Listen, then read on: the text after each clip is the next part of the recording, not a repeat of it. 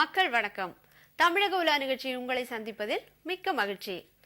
முல்லை பெரியாறு பிரச்சனையில் கேரளாவின் நடவடிக்கைகளுக்கு கண்டனம் தெரிவித்துள்ள தமிழக அரசு இப்பிரச்சனையில் நடுவண் அரசு உடனடியாக தலையிட வேண்டும் என்றும் வலியுறுத்தியுள்ளது. மீனவர்கள் கொல்லப்படுவதற்கு பாஜகவின் கடும் கண்டனம், முழுமையான மாநில சுயாட்சி வழங்க திமுக பொதுக்குழுவில் தீர்மானம், சாயப்பட்டறை வேலைநிறுத்தம் என கடந்த வாரத்தில் பல முக்கிய நிகழ்வுகள் இடம்பெற்றுள்ளன. நேயர்களே, நிகழ்ச்சிக்குள் போகலாம்.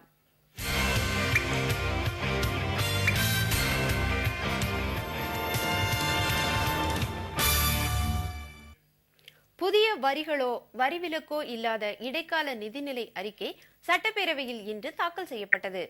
முல்லை பெரியாறு பிரச்சனையில் இரு மாநில உறவுகளுக்கு கேரளா ஊறு விளைவிப்பதாக கண்டனம் தெரிவிக்கப்பட்டது.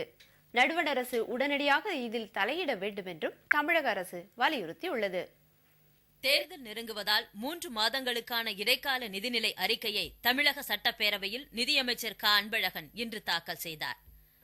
அப்போது பேசிய அவர், முல்லை பெரியாறில் புதிய அணை கட்டப்படும் என்ற கேரள அரசின் அறிவிப்புக்கு கண்டனம் தெரிவித்தார். இந்த பிரச்சனையில் நடுவண் அரசு தலையிட வேண்டும் என்றும் அவர் வலியுறுத்தினார். முல்லை பெரியாறு அணை பிரச்சனையில் கேரள அரசு இந்திய அரசியலமைப்பு சட்டத்திற்கு புறம்பாகவும் அண்டை மாநில உறவு நிலைகளை பாதிக்கக்கூடிய வகையிலும் தொடர்ந்து செயல்பட்டு வருகிறது.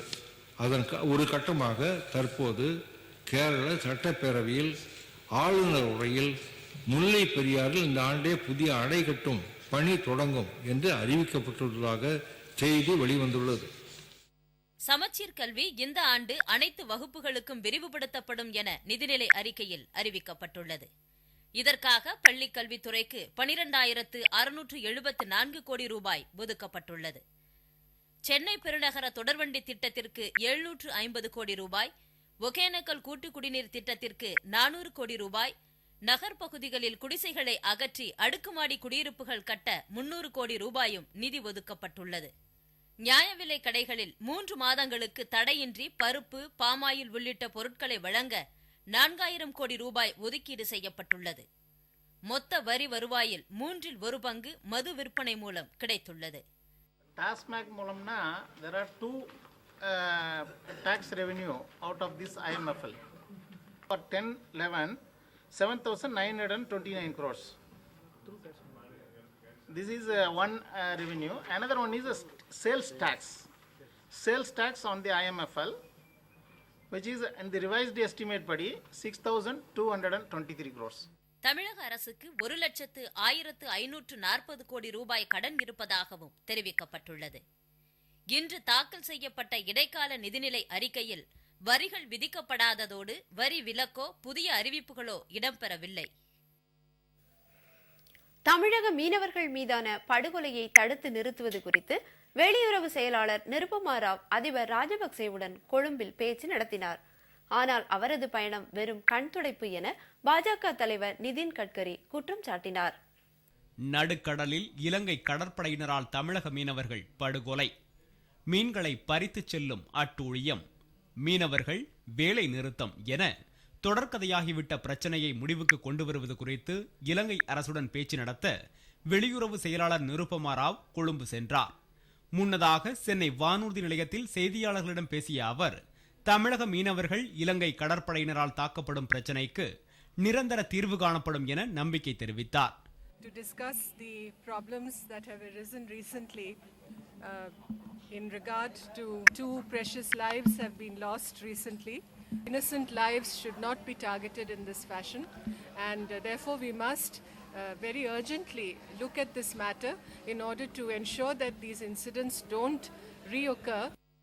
இதனைத் தொடர்ந்து கொழும்பில் இலங்கை அதிபர் ராஜபக்சே, வெளியுறவு அமைச்சர் GL பெரிஸ் மற்றும் கடற்படை அதிகாரிகளுடன் நிருபமா ராவ் பேச்சு நடத்தினார். மீனவர்கள் மீதான தாக்குதலை தடுத்து நிறுத்துவது, இலங்கை தமிழர் மறுவாழ்வு பணிகளை துரிதப்படுத்துவது ஆகியவை குறித்தும் அவர் விவாதித்தார். இந்நிலையில் நிருபமாவின் இலங்கை பயணம் வெறும் கண் துடைப்பு என பாஜக விமர்சித்துள்ளது. Visit of Nirupama Rao and other thing, this is the eyewash only to create an impression in the mind of the people that they are doing something, but the government is not serious in this issue. The way in which our Indian people are facing the problem in Sri Lanka, it's very unfortunate. நடுவண் அரசின் செயலற்ற தன்மையால்தான் தமிழக மீனவர்கள் மீதான இலங்கை கடற்படையினரின் தாக்குதல் தொடர்கதையாகி வருவதாக அவர் குற்றம் சாட்டினார்.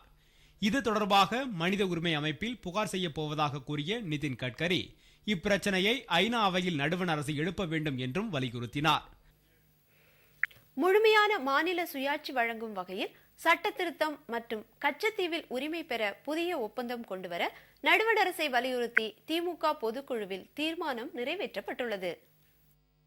சென்னையில் திமுக பொதுக்குழு கூட்டம் அக்கட்சியின் தலைவரும் முதலமைச்சருமான கலைஞர் கருணாநிதி தலைமையில் நடைபெற்றது.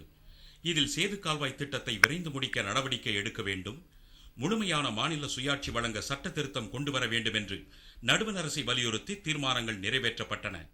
இலங்கை தமிழர் பிரச்சினைக்கு அரசியல் தீர்வு, கச்சத்தீவு உரிமையை நிலைநாட்ட புதிய ஒப்பந்தம் ஏற்படுத்த வேண்டும், தமிழ் மொழியை ஆட்சி மொழியாக அறிவித்தல், உயர்நீதிமன்றத்தில் தமிழ் வழக்கு மொழியாக்கப்பட வேண்டும் போன்ற தீர்மானங்களும் பொதுக்குழுவில் வலியுறுத்தப்பட்டன. ஸ்பெக்ட்ரம் விவகாரத்தில் ராசா கைது செய்யப்பட்டதால் மட்டுமே அவரை குற்றவாளி என கருத முடியாது என்றும், இதில் களங்கத்தை ஏற்படுத்தும் எதிர்க்கட்சிகளுக்கு கண்டனம் தெரிவிப்பது உள்ளிட்ட 21 தீர்மானங்கள் பொதுக்குழுவில் நிறைவேற்றப்பட்டன. பொதுக்குழு கூட்டத்திற்கு பின்னர் செய்தியாளர்களை சந்தித்த திமுக நாடாளுமன்ற உறுப்பினர் TKS இளங்கோவன், ராசா திமுகவின் கொள்கை பரப்பு செயலாளராக நீடிக்கிறார் என்று தெரிவித்தார். It is the decision of the CBI seeking an arrest, but that doesn't mean that Raja has erred. Finally, the final result is important. Let us wait and see. Raja இதுவரை கட்சியில தான் இருக்கிறாரு, கட்சியில தான் கொள்கை பரப்பு செயலாளரா இதுவரைக்கும் இருக்கிறாரு. அவர் விலகினதா எனக்கு தெரியல. சட்டப்பேரவை தேர்தலில் கூட்டணி குறித்து பொதுக்குழுவில் ஆலோசனை நடத்தப்பட்டதாகவும் TKS இளங்கோவன் கூறினார். இடைவேளைக்கு பிறகு தமிழக உலா தொடரும்.